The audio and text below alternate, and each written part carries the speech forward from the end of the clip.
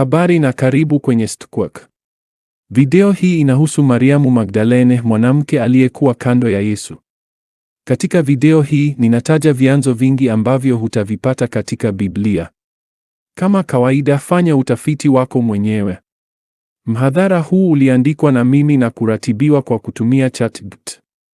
Kwa kuwa ninatengeneza video hizi kwa Kijerumani, Kiingereza na Kiswahili, kwa bahati mbaya itabidi uridhike na sauti ya kompyuta. Natumai kila kitu kinaeleweka. Kwa taarifa yako, picha zinatoka ChatGPT na Grok. Natumai mtaona mhadhara wangu kuwa unaelimisha. Maria wa Magadala, kumbukumbu hatari, sura ya 1. Mwanamke kutoka mji tajiri wa bandari. Jina lake ni Maria Magdalene. Kwa kweli, Maria wa Magadala. Hata hivyo, Magdala si jina lake la ukoo kama mtu anavyoweza kudhani, bali ni mahali alipotoka. Magdala, kwa kweli Migdal, haikuwa kijiji cha maskini. Ilikuwa mji tajiri wa bandari kwenye bahari ya Galilaya. Mahali pa biashara, uchakataji wa samaki na fedha. Wale waliokuja kutoka huko hawakukuwa wale wa pembezoni mwa jamii. Mariamu alikulia katika ulimwengu ambapo mpangilio, mipango na lugha zilikuwa muhimu. Ambapo ilibidi usikilize na uzungumze. Ambapo ulijua jinsi mambo yalivyohusiana. Kwa hiyo alikuwa mwanamke mwenye elimu. Hilo linaelezea mengi zaidi kumhusu kuliko hadithi yoyote ya baadaye. Kabla ya kuendelea, tunahitaji kufafanua jambo ambalo halisemiwi mara nyingi, lakini linafunua mengi. Yesu hakuitwa Yesu Kristo. Aliitwa Yeshua ben Yosef, Yeshua mwana wa Yosef. Kwa bahati, Kristo si jina la ukoo. Ni cheo. Kristo linatokana na Kigiriki Kristos. Lina maana aliyepakwa mafuta.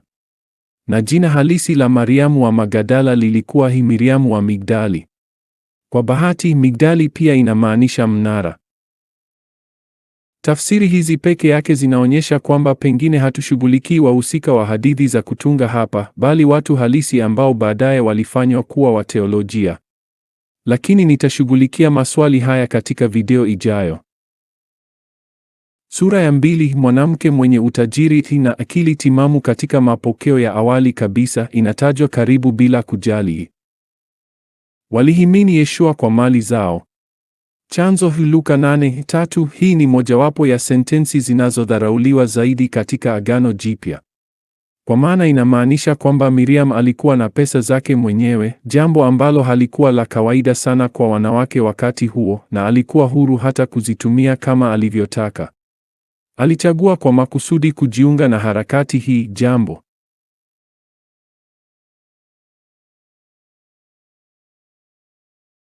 ambalo ni ishara kwamba naye alikuwa na ushawishi. Kwa bahati, Yeshua hakuwa mhubiri peke yake. Wanafunzi wake nao walihubiri. Walisafiri, wakaongea, wakaishi na kuendelea mbele. Hili linahitaji vifaa, mpangilio na watu wa kulifadhili. Miriam hakuwa kiambatisho. Alikuwa mmoja wa nguzo za harakati ya njia iliyomzunguka Yeshua. Bila yeye na wanawake wengine, harakati hii isingekuwepo. Kwa nini alimfuata Yesu? Maelezo dhahiri ya kwa nini Miriam alimfuata Yesu yanapatikana katika Luka 8:2 na Marko 16:9-20. Kulingana na sehemu hizi, Yesu alimtoa mapepo 7 ndani yake. Lakini hiyo inamaanisha nini? Wakati huo, magonjwa sugu na matatizo ya afya ya akili mara nyingi yalihusishwa na mapepo. Katika alama za kibiblia, nambari 7 mara nyingi huashiria ukamilifu. Kulingana na hili, alikuwa na matatizo makubwa ya kiafya ambayo Yeshua alimwondoa. Inaaminika kuwa hili lilimsababisha kumfuata Yeshua na kumsaidia kifedha. Pengine pia ilikuwa kwa sababu alimuelewa yeye na mafundisho yake. Sababu nyingine pengine iko katika upekee wa mafundisho ya Yeshua. Wakati huo, kulikuwa na wamishonari wengi wa kuzunguka ambao wote kimsingi walihubiri utiifu, hatia na imani. Yeshua, kinyume chake, hakuzungumzia kanuni na hatia. Alizungumzia toba ya ndani, ufahamu, uwajibikaji na maarifa. Kulingana na mafundisho yake, ufalme wa Mungu haukuwa mahali, ilikuwa ni hali ya kuwa. Miriam alielewa hili. Kwa hivyo si suala la maadili, bali ni kuhusu mabadiliko ya ndani. Miriam hakuwa tajiri tu. Pia alikuwa mzungumzaji hodari. Katika maandishi anajitokeza mara kwa mara kama mtu anayeeleza mambo kwa uwazi, anayeuliza maswali makini na anayeweza kuelezea uhusiano uliopo. Anauliza, ni nini hasa kinachowaachilia huru wanadamu? Chanzo: hii Injili ya Miriam, Nag Hammadi Codet, karne ya pili. Sura ya 3. Je, Yeshua na Miriam walikuwa wapenzi? Kulikuwa na ukaribu kati ya Yeshua na Miriam. Ni wachunguzi wachache sana wa makini leo wanaopinga hili. Lakini kama ukaribu huu ulikuwa wa kimapenzi haijulikani, ingawa si jambo lisilowezekana. Vyovyote iwavyo, ilikuwa ya kiroho. Miriam alielewa mafundisho ya Yeshua si kama seti ya sheria, bali kama njia ya ndani. Hakukuuliza tufanye nini, bali hii inamaanisha nini kwa watu wa ndani. Chanzo: Pistis Sophia, sura za 22 hadi 34. Miriam aliuliza maswali ambayo hayakubaki juu juu. Alitaka kuelewa, si kuthibitisha. Sio sheria, bali maana. Sura ya 4. Mgogoro kati ya Miriam na Simoni Petro. Na hapa ndipo mgawanyiko halisi unapoanza. Muda mfupi baada ya kifo cha Yeshua, kulikuwa na angalau mwelekeo miwili, njia ya Miriam na njia ya Simoni aliyeitwa Petro. Njia ya Simoni inasimamia mpangilio, muundo, mamlaka na hitaji la uongozi ulio wazi. Miriam anasimama kwa uelewa, kwa maarifa ya ndani bila itikadi, kwa upatikanaji wa moja kwa moja bila wapatanishi kama makuhani. Hili limeandikwa waziwazi katika Injili ya Miriamu. Miriamu anazungumza, anaelezea mafundisho ya Yeshua na Petro anapingana naye. Lakini si kwa upande wa maudhui. Anauliza, je, Mwokozi kweli alizungumza na mwanamke na si sisi? Hii si hoja ya kiteolojia. Ni mwitikio wa mamlaka. Ni wivu. Miriam hakutishia imani au mafundisho ya Yeshua. Alitishia ukiritimba wa wanaume katika kufundisha na mamlaka ya kiume. Sura ya 5. Kifo, uhamisho na ustahimilivu. Yeshua anapokufa, kitu fulani huvunjika. Harakati iko katika ukingo wa kuanguka. Wengi wanakimbia. Miriam anabaki. Lakini anasimama chini ya msalaba. Anaenda kwenye kaburi. Hafanyi haya yote kwa wajibu, bali kwa uwazi wa ndani. Kisha kitu hutokea ambacho baadaye kililazimika kudhibitiwa. Miriam anatambua. Kati ya watu wote ni mwanamke anayefichua ujumbe mkuu wa Ukristo: Yeshua amefufuka. Chanzo: Marko saa 15 na madakika 40:41 na Yohana 20:1-18. Hili lingeweza kuubadilisha Ukristo milele. Hivyo basi litafsiriwa upya na kupuuzwa. Sura ya 6. Kanuni hii utaratibu kupitia uteuzi. Miongo kadhaa baadaye, uamuzi hufanywa kuhusu kile kinachounda Biblia hii na kile kisichounda. Kanuni huwekwa sio kupitia ufunuo, bali kupitia mabaraza. Chini ya usimamizi wa wenye mamlaka, wanahakikisha kuwa ukiritimba wao wa mamlaka hausikunjiwa wala kuhojiwa.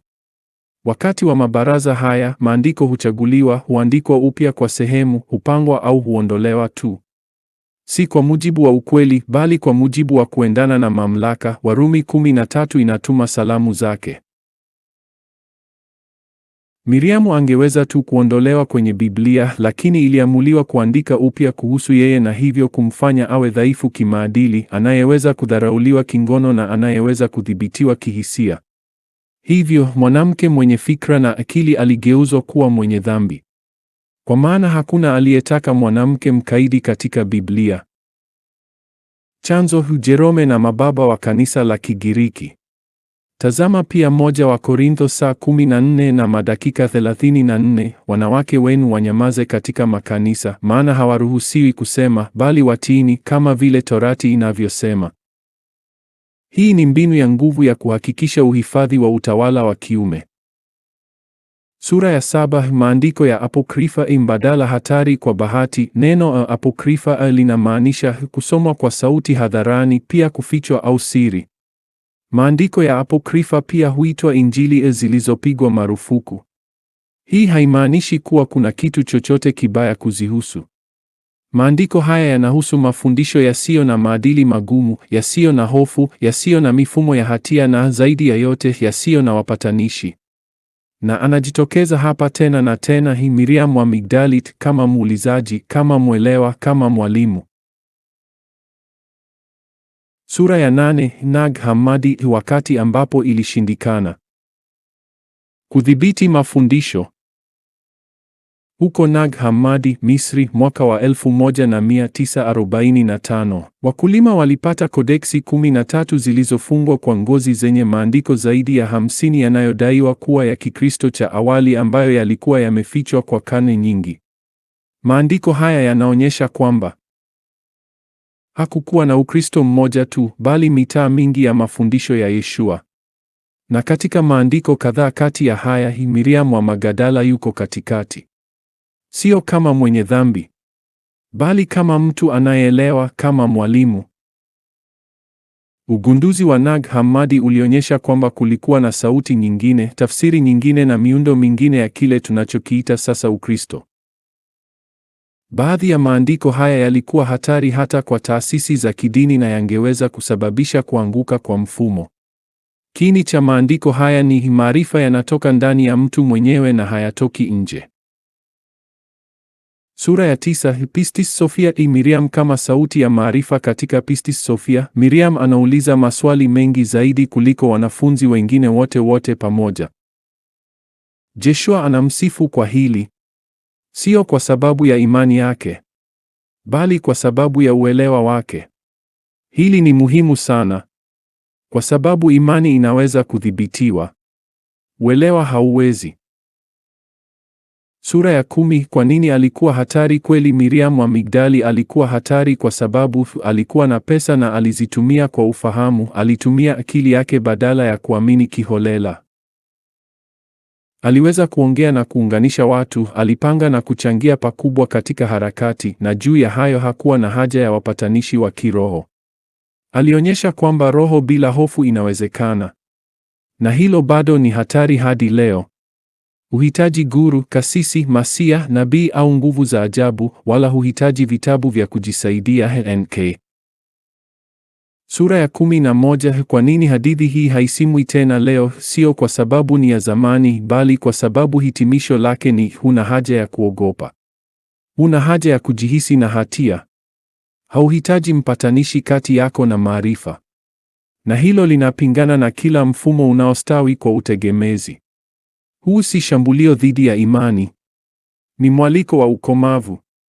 Usiamini kizembe, bali uliza maswali na tumia akili yako.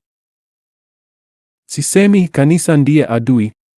Ninasema kila taasisi ina maslahi katika watu wasiwe na fikra wazi sana, bali waendelee kuwa wajinga. Miriam wa Migdali alikuwa hatari kwa sababu alionyesha kwamba kiroho bila udhibiti, yaani bila wapatanishi, inawezekana. Na hiyo bado ndio ujumbe hatari zaidi kuliko yote. Vipi kama Miriam angekuwa hai leo? Je, tungemsikiliza? Au tena tungetoa maelezo kwa nini haruhusiwi kuongea? Asante kwa kutazama video hii. Tafadhali ipende, isambaze na ujiandikishe kwenye kituo hiki.